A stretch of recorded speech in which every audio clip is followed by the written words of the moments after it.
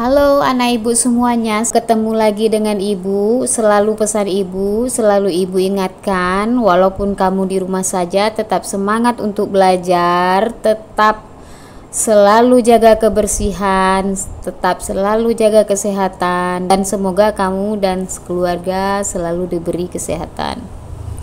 Baik, kita bertemu kembali pada pertemuan kedua, di mana kita belajar budaya Melayu Riau di kelas 5. Di minggu kemarin ibu sudah membagikan catatan, kamu wajib untuk menyalinnya ke buku tulis. Oke, untuk minggu ini ibu akan menjelaskan tentang berdasarkan catatan yang ibu bagikan minggu kemarin, tetap bab 1 tentang hutan tanah. Baik, sebelum kita belajar tentang hutan tanah, terlebih dahulu kamu dituntut untuk mengerti bagaimana sih bentuk dan fungsi hutan tanah menurut budaya Melayu Riau, dan tata cara menulis pantun tentang hutan tanah. Oke, kita lanjutkan ke pelajarannya tentang hutan tanah. Hutan adalah belantara yang dimiliki oleh raja, sultan, persukuan, atau pribadi. Rimba adalah belantara liar yang tidak dimiliki oleh siapapun. Sedangkan tanah adalah lahan yang dimiliki oleh raja, sultan, atau pribadi yang digunakan untuk membangun rumah, berkebun, bersawah, atau berladang. Dan padang adalah lahan yang tidak dimiliki oleh siapapun. Jadi kamu harus bisa membedakan apakah itu hutan, rimba, tanah, dan padang. Hutan, ibu ulangi sekali lagi, hutan adalah belantara yang dimiliki oleh raja, sultan, persukuan, atau pribadi. Sedangkan rimba sama belantara juga, tetapi liar, tidak dimiliki oleh siapapun atau dibiarkan saja tanpa ada pemiliknya. Tujuannya apa? Tujuannya rimba ini adalah sebagai daerah resapan air atau sebagai kelangsungan hidup hewan liar. Tanah adalah lahan yang dimiliki oleh raja, sultan, persukuan, dan pribadi yang digunakan untuk membangun rumah, berkebun, dan bersawah. Dan padang adalah lahan yang tidak dimiliki oleh siapapun.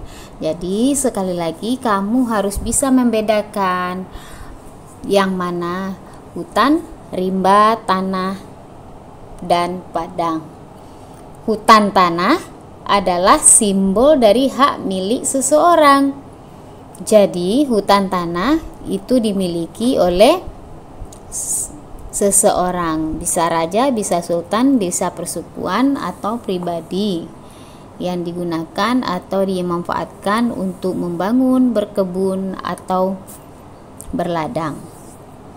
Bagi orang Melayu, hutan tanah bukan sekedar tempat hidup dan mencari nafkah saja, akan tetapi juga menjadi tanda dan marwah.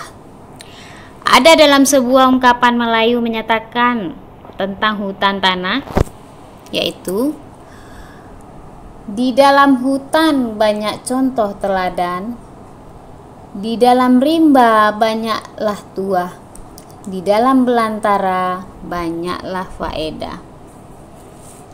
Maksudnya, bagi masyarakat Melayu, hutan tanah bukan sekadar tempat hidup dan mencari nafkah saja, akan tetapi juga menjadi tanda marwah.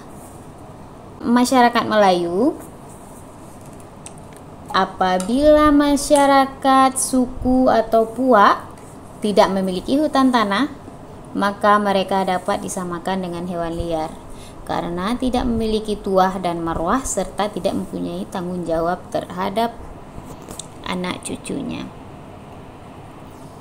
Oke, apa sih bahan baku yang sangat berguna yang bisa didapatkan dari hutan? Yang pertama adalah obat. Seperti kita ketahui, obat sebenarnya berasal dari obatan atau obat dari hutan, seperti kayu, rempah-rempah itu bisa dijadikan sebagai obat. Apa contohnya? Dedaunan, buah-buahan, akar, kulit kayu, serta umbi-umbian. Yang kedua, apa lagi yang dihasilkan oleh hutan? Damar. Damar yaitu getah kayu yang menjadi keras. Untuk apa? Biasanya bagi masyarakat Melayu, getah kayu damar ini dijadikan sebagai lampu. Jadikan untuk lampu, bisa lampu pelita. Oke. Yang ketiga, seperti kita ketahui, rotan. Rotan adalah tanaman yang kuat menjalar. Kita tahu rotan ini fungsinya sangat banyak. Nah, bisa dibuat menjadi kursi ataupun peralatan-peralatan lainnya. Yang keempat, sialang. Sialang adalah pohon besar untuk memelihara lebah. Dia memiliki pohon yang sangat tinggi, batang yang sangat tinggi, dan lebah bersarang di ranting-rantingnya. Makanya kita sering dengar ada madu lebah sialang. Madu sialang itu sangat terkenal. Selanjutnya, nomor 5, hewan. Hewan itu biasa hidup di hutan. Fungsinya sangat banyak. Bagi yang bisa dimakan, kita bisa makan dagingnya. Bagi yang tidak, kita bisa memeliharanya. Dan hewan juga memiliki perkembangbiakan di hutan, sehingga tempat hidupnya adalah di hutan. Yang keenam, kayu. Ya, fungsi kayu sangat banyak, yaitu salah satunya membangun rumah. Oke, anak ibu, pelajaran selanjutnya, ya, ini adalah gambar-gambar yang bisa dihasilkan dari hutan. Pada gambar yang pertama, itu adalah hutan tanah yang ada pemiliknya, bisa dijadikan kebun, sawah, ataupun ladang. Gambar kedua itu adalah rotan. Kamu pasti sudah tahu bagaimana bentuk rotan, dan rotan ini sangat banyak manfaatnya. Gambar ketiga itu adalah pohon damar. Jadi pohon damar ini yang diambil adalah getahnya. Gambar keempat yang di bawah itu adalah pohon sialang. Coba kamu lihat di rantingnya banyak sekali sarang lebah yang bergelantungan. Jadi madu yang sangat terkenal di Provinsi Riau ini adalah madu sialang. Gambar kelima itu adalah obat-obatan. Obat-obatan ini atau obat herbal ini bisa kita ambil di hutan tersebut. Baik, kita lanjut ke pelajaran selanjutnya tentang mahir berpantun. Manfaat tanah bagi kehidupan orang Melayu sesuai keperluan adalah tanah bisa difungsikan. Yang pertama, apabila ada pemiliknya, yang pertama adalah bisa dibangun untuk rumah pribadi atau tempat tinggal. Yang kedua, kebun bisa menghasilkan bagi kehidupan. Jadi bagi yang memiliki tanah bisa untuk berkebun. Yang ketiga, sawah yaitu menanam padi sehingga bermanfaat, bahkan itu menjadi makanan pokok bagi kehidupan. Yang keempat, ladang ini hampir sama dengan kebun. Yang kelima, lapangan. Jadi bagi masyarakat Melayu yang memiliki tanah yang luas bisa dijadikan sebagai lapangan. Lapangan sangat banyak fungsinya. Bisa untuk lapangan bola atau lapangan untuk bermain. Yang keenam, bedeng. Bedeng ini biasanya untuk mencetak batu bata. Paham ya anak-anak Ibu? Apa yang sudah Ibu jelaskan tadi? Semoga kamu paham. Kita lanjut ke pelajaran selanjutnya, yaitu tentang mahir berpantun. Coba kamu lihat pantun di bawah ini. Ibu bacakan dan Ibu ada beri tanda warna pada akhir suku kata. Kamu perhatikan. Tarik benang, tariklah sulam, kain perada indah memancar. Mari tenang, marilah diam, kini saatnya kita belajar. Ya, di bawahnya itu adalah tulisan Arab Melayunya. Ibu juga memberikan warna pada ujung suku kata sama dengan pantun yang di atas. Jadi kamu bisa mencocokkan. Pada baris pertama, sulam. Lamnya itu Ibu beri tinta merah. Pada baris kedua, memancar. Carnya Ibu beri warna hijau. Pada baris ketiga, diam. Diam sama Ibu beri tinta warna merah sama dengan yang di atas pada baris pertama. Dan baris keempat, belajar. Jar itu sama Ibu beri berwarna hijau sama dengan pada baris kedua. Nah, kenapa Ibu berikan ini warna? Sekarang kita pelajari selanjutnya. Yang pertama, dari pantun tersebut syarat pantun dapat disimpulkan. Yang pertama, terdiri dari 2 baris sampiran dan 2 baris pantun. Coba kamu lihat.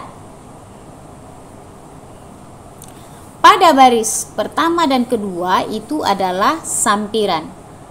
Tarik benang, tariklah sulam, kain perada indah memancar. Itu adalah sampiran. Nah, pada baris ketiga dan keempat itu adalah isi pantun. Mari tenang, marilah diam, kini saatnya kita belajar. Baik. Jadi dalam satu bait itu terdiri dari 2 baris sampiran dan 2 baris isi pantun. Yang kedua, tidak ada hubungan cerita antara sampiran dengan pantun. Ya, coba kamu perhatikan, kita kembali lagi. Perhatikan baris pertama dan kedua. Tidak ada hubungan cerita dengan baris ketiga dan keempat. Tarik benang, tariklah sulam, kain perada indah memancar. Nah, kita lanjut ke isi pantunnya. Mari tenang, marilah diam, kini saatnya kita belajar. Oke, kamu paham? Kita lanjut yang ketiga, syarat yang ketiga. Bersajak AA atau AB. Coba kamu lihat. Nah, itu buktinya kenapa ibu beri warna. Pada baris pertama, pada kata yang terakhir sama-sama memiliki berwarna merah. Baris pertama dan ketiga. Sulam, diam. Itu sajaknya adalah A. Oke. Dan sajaknya juga boleh A, B. Oke, pada baris kedua itu memancar dengan belajar. Jadi, pada baris kedua dan keempat, bunyi suku kata terakhirnya sama. Pada baris pertama dan ketiga, bunyi suku katanya juga sama. Berarti sajaknya apa? AB. Untuk syarat keempat, satu bait terdiri dari 8 hingga 12 suku kata. Mari kita hitung. Untuk satu baris saja, contohnya tarik benang tariklah sulam. Tarik benang tariklah sulam. Kita hitung. Katanya dalam satu baris itu terdiri dari 8 hingga 12 suku kata. Kita lihat pada baris pertama, suku kata, ingat ibu sudah jelaskan dari kelas 3. Suku kata itu adalah bunyi yang keluar dari mulut kita. Misalnya, kita beri contoh pada baris pertama, tarik, ya, benang, tariklah sulam. Sekarang kita hitung. Ta 1, rik 2, be 3, nang 4, ta 5, rik 6, lah 7, su 8, lam 9. Nah, sekarang kamu sudah paham? Begitulah cara kita menghitung suku kata. Sedangkan kata itu adalah gabungan dari suku kata. Contohnya apa? Tarik. Tarik adalah satu kata. Benang. Tariklah sulam. Jadi berapa dalam satu baris katanya? Tarik 1, benang 2, tariklah 3, sulam 4. Oke. Kita lanjut syarat yang terakhir. Satu bait terdiri dari 4 baris. Jadi pada umumnya orang-orang Melayu apabila dia membacakan pantun, pada umumnya yang dibawakan adalah pantun 4 baris. Paham anak-anak ibu semuanya? Mudah-mudahan apa yang ibu jelaskan ini sangat bermanfaat bagi kamu. Dan minggu depan, kalau kita diberi kesehatan, ibu akan berikan berupa tugas. Tugas itu berdasarkan catatan dan video yang ibu bagikan. Baik anak-anak ibu, kita bertemu lagi di minggu depan, dan semoga kamu dalam keadaan sehat dan tetap semangat untuk belajar di rumah. Sampai jumpa anak-anak ibu.